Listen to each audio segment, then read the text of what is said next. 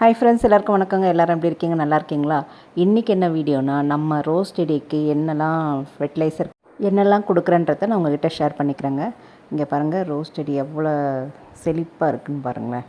இலையெல்லாம் நல்லா ஃப்ரெஷ்ஷாக நிறைய மொட்டுக்கள் வச்சுருக்குங்க. இதுலேயும் பாருங்கள், மொட்டுக்கள் நிறைய பூத்துருக்கு, மொட்டுக்களும் இருக்குது, ஃப்ரெஷ்ஷாகவும் இருக்குது. இப்படி இலைகளும் செடியும் ஃப்ரெஷ்ஷாக இருக்கிறதுக்கு ஒரு ஸ்ப்ரே தாங்க பண்ணுறேன். அது என்னன்னு சொல்கிறேன். பூக்கள் பாருங்கள் எவ்வளோ பெருசாக இருக்குது பாருங்கள். இதுதான் நான் அக்ரியில் வாங்கிட்டு வந்தது. இது நாட்டு ரோஸுங்க.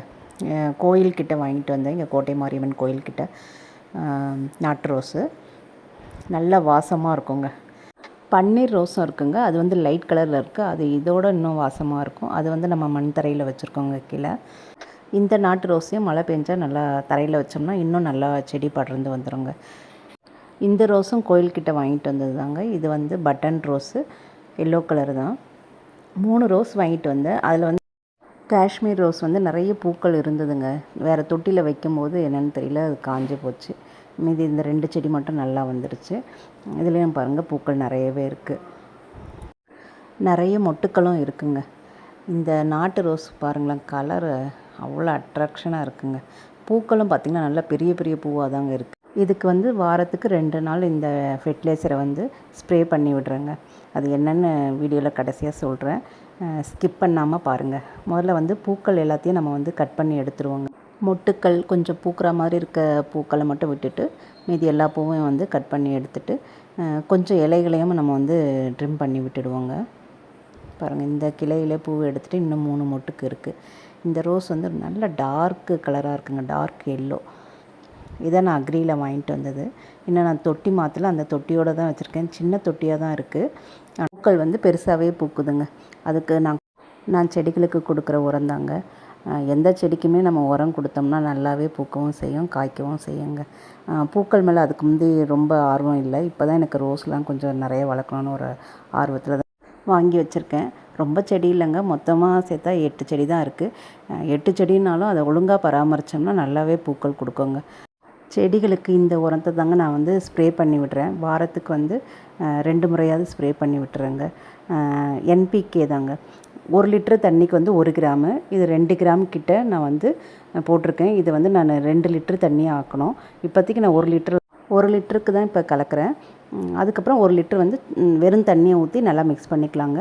அதேமாதிரி 1 லிட்டருக்கு 1 ஸ்பூன் எஃப்எம் சால்ட்டு. அது இப்போ நான் 2 ஸ்பூன் போட்டுக்கிட்டேன். நல்லா சீக்கிரமாகவே கரைஞ்சிரும். கரைஞ்சதுக்கப்புறம் நம்ம ஸ்ப்ரே பாட்டிலில் ஊற்றிப்போம். இது கூடவே 1 லிட்டர் தண்ணியும் சேர்த்துப்போம். இது வீட்டிலே ரெடி பண்ணி வச்சுருக்கிற உரங்க. இதுதான் நான் வாரத்துக்கு ஒரு டைம் போட்டு விட்டுறேங்க.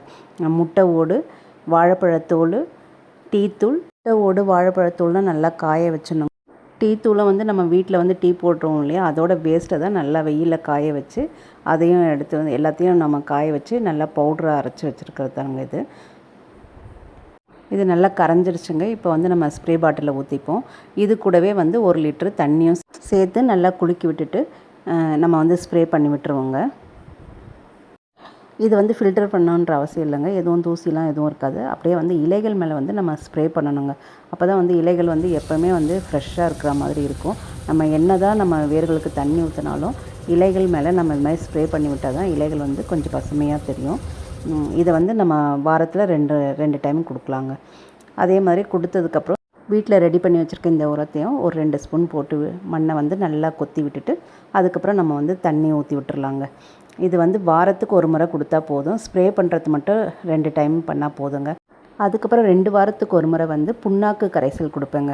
சாதம் வடித்த கஞ்சி இருக்கு இல்லைங்களா, அதில் வேப்பம் புண்ணாக்கு, கடலை புண்ணாக்கு, நாட்டு சக்கரை, இது 3த்தையும் கலந்து 3 நாள் நல்லா ஊற வச்சுட்டு அதுக்கப்புறம் நம்ம அதை ஃபில்டர் பண்ணி லிக்விட் ஃபார்மில் தான் நம்ம கொடுக்கணும். ஃபில்டர் பண்ணாமல் நம்ம செடிகளுக்கு ஊற்றிடக்கூடாது. ஊற்றினா புழுக்கள் வச்சிரும். அதனால் புண்ணாக்கு கரைசலை மட்டும் எப்போவுமே நம்ம ஃபில்டர் பண்ணி செடிகளுக்கு கொடுக்கணும்.